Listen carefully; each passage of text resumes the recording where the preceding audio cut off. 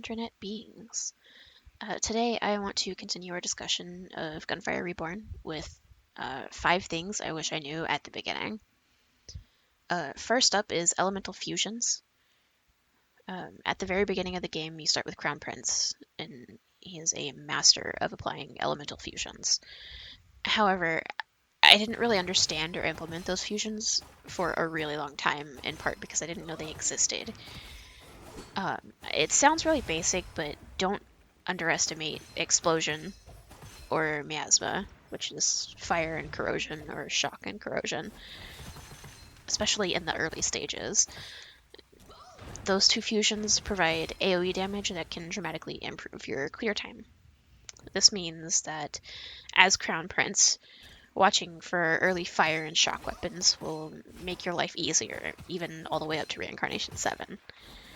Speaking of clear time, tip number 2. Remember, this is a roguelite game. In the very beginning, you are going to fail many runs, but that's okay. All you're trying to do at that point is honestly just unlock the content and upgrade your skill tree. That's not to say you can't do Elite or Nightmare or Reincarnation runs before those things are done, but every run you do will make you stronger. If you find yourself struggling, spend some more time on lower difficulties farming the Soul Essence and give it a shot with a few more talent upgrades, or maybe a new hero. Number 3. Let's talk about the talent tree. You've spent all this time grinding souls. What should you prioritize first on the tree? There are quite a few ways to think about this, but in the beginning, it's all about speeding up and simplifying your runs.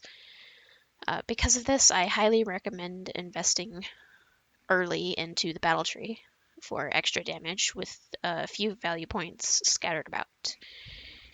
The other talents to focus on early are skill enhancement, which gives you great bonus damage that isn't dependent on weapons.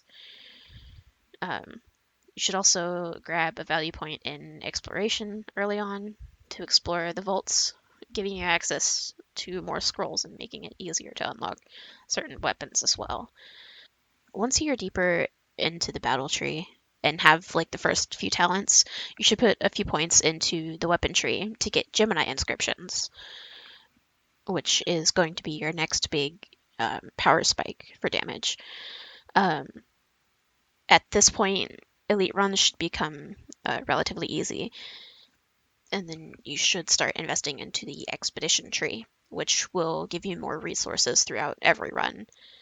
And the last thing that you want to invest in is survivability. You're probably thinking, why survivability last? But there's 2 reasons. The first is increasing your damage speeds up your runs, making it easier to gather souls and level up your talent tree faster. The second is it's really important to practice dodging and hiding early on.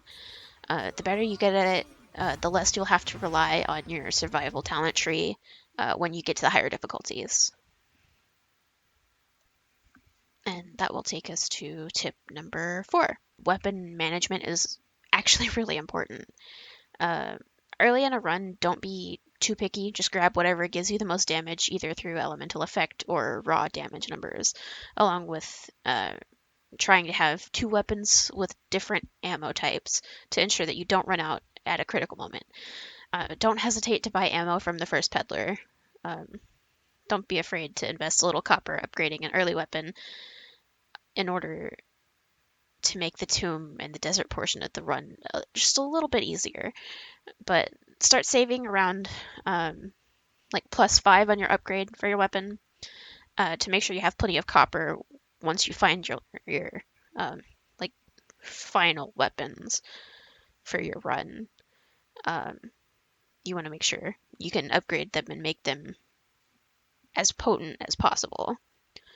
Our final topic for today is just a couple tips on multiplayer. If you're anything like me, part of the reason you picked this game is to play with others. Multiplayer is an absolute blast, but there are a couple of things you should know as you go into it.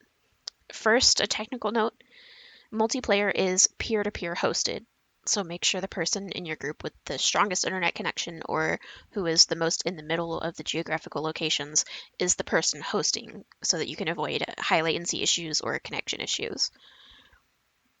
In terms of actual gameplay, with multiplayer, enemies have health and shield multiplier. This isn't surprising, but there is one implication that I didn't expect. Miasma, which applies damage over time effect based on enemies' max HP, does damage based on the single player stats of the enemy in question. Um, it doesn't mean it's not valuable. It still allows for a great AoE damage boost, but you don't have to stress about applying it. Manipulation and explosion both rise greatly in value in multiplayer games, so experiment and see what works best throughout every run.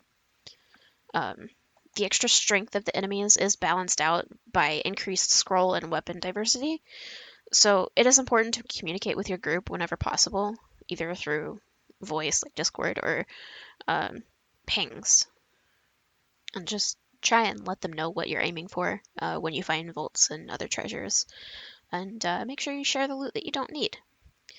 That said, be aware that there are a few scrolls that can't be dropped after they are picked up, like energy storage on the house, any scrolls acquired through effective split, lifesaver, triple comeback, and obviously cursed scrolls. If you want to give one of those to another player, it's best to just ping the item with the in-game ping system. And if it's an option from a green chest, just be aware that you can't ping it to share with other players. You actually have to pick the scroll first.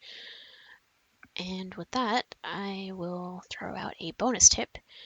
If anybody wants to play or talk about the game, feel free to join my community Discord or stop by my stream, both of which will be linked below. If you found these helpful, don't forget to like and subscribe. Thank you for watching, and I will see y'all next time.